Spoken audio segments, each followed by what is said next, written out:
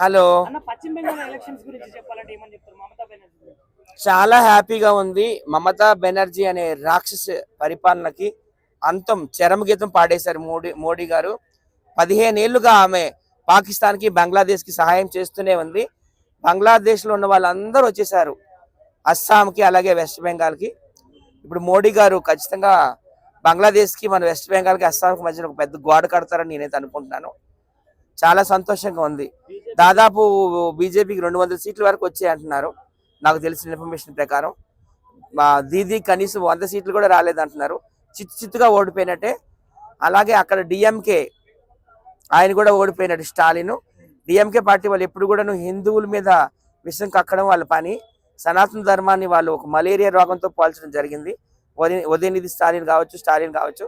So వాళ్ళు కూడా అక్కడ చిత్తుగా ఓడిపోయారు, 3వ ప్లేస్కి వెళ్ళిపోయారు అంటున్నారు. నాకైతే చాలా సంతోషంగా ఉంది. ఇప్పుడు జరిగిన 5 రాష్ట్రాల అసెంబ్లీ ఎన్నికల్లో 3 చోట్ల బీజేపీ వచ్చింది. West Bengal, Assam and Puducherry. చాలా సంతోషంగా ఉంది. కేరళ దగ్గరికి వద్దాము. కేరళలో లెఫ్ట్ పార్టీ ఓడిపోయింది, ఎల్డిఎఫ్.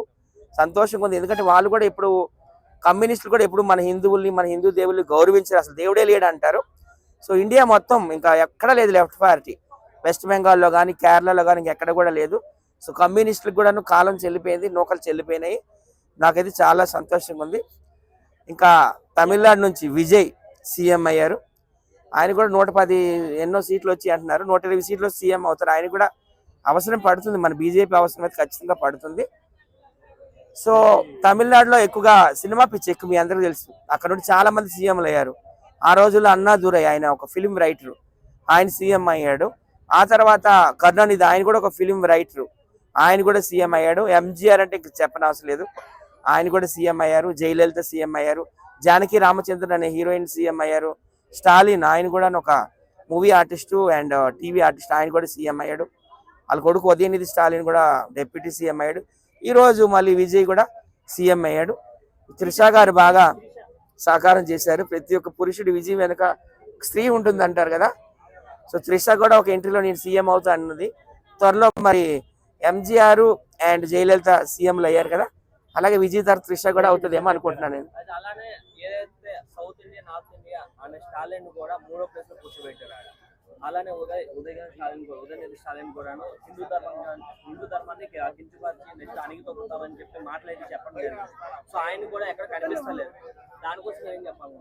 నాకైతే చాలా సంతోషంగా ఉంది. మోడీ గారికి ఒక 2 మేకులు లాంటి వాళ్ళు ఇద్దరు, ఎవరు, మమతా బెనర్జీ అండ్ స్టాలిన్. కొరకరాని కొయ్యిల్లా తయారయ్యారు. మోడీ గారు మొత్తం పీకి పారేశారనమాట. కూకటి వేలుతో పెకలించేసి బయటికి ఇసిరేశారు ఆ 2 పార్టీలు. చాలా సంతోషంగా ఉంది. ఇక ముందు మోడీ గారు మన భారతదేశానికి సంబంధించి ఏ మంచి కార్యక్రమం చేసినా ఇంక ఇద్దరు రాక్షసులు లేరు అడ్డు. పార్లమెంట్లో, అదే రాజ్యసభలో కానీ, లోక్సభలో కానీ అన్ని బిల్లులు కూడా పాస్ అయిపోతాయి. ప్రతి ఒక్క బిల్లు వెనక ఈ 2 రాక్షసులే ఉండే ఎక్కువగా. ఇక మరి అడ్డు లేదు మోడీ గారికి, విజయ్ బాబా అన్నట్టు వచ్చేసింది. అల్లుడు ఏమన్నా అంటే, మేము ఒకవేళ గెలిచినంత వరకు ఇక్కడ హిందువులు బాగుంటారు, మేము ఓడిపోతే మాత్రం హిందువులు మదర్ నేమని టెక్నిక్ ఏదైతే ఇవి కూడా ఇచ్చారు అంటే హిందువులు వార్నింగ్ ఎప్పుడు దానికోసం. అదే నేను చెప్తున్నాను కదా, ఇప్పుడు జరిగిన యుద్ధము వెస్ట్ బెంగాల్ అసెంబ్లీ ఎన్నికలని నేను అనుకోవడం లేదు. బంగ్లాదేశ్కి, ఇండియాకి ఒక వార్ నడిచిందని నేను అనుకుంటున్నాను. ఈ వార్లో మనమే గెలిచాం, మోడీ గారు గెలిచారు, హిందువులు గెలిచారు. ఖచ్చితంగా గోడ అనేది కట్టేయాలి. ఎందుకంటే ఈమె 3 సంవత్సరాలు రాక్షస పరిపాలన సాగించింది, మమతా బెనర్జీ అనే ముసలి నక్క. సో ఈ 3 టర్ములు 15 ఏళ్ళు మొత్తం బంగ్లాదేశ్లో ఉన్న వాళ్ళందరూ, అస్సాం కావచ్చు, వెస్ట్ బెంగాల్ కావచ్చు, వచ్చేసారు. వాళ్ళ ఆధిపత్యం చెలాయించారు. ఇప్పుడు వచ్చారు కదా మోడీ గారు, మొత్తం అందరిని ఏడి పారేస్తారు, తిరిగి వెనక్కి పంపించేస్తారు. బంగ్లాదేశ్ నుండి వచ్చిన వలస కుక్కల్ని అన్నింటినీ, టెర్రరిస్టులు అందరిని కూడాను. ఇక ముందు అయితే ఇంకా మంచి పరిపాలన. వెస్ట్ బెంగాల్ నుండి బంగ్లాదేశ్ పంపించేస్తారంటున్నా.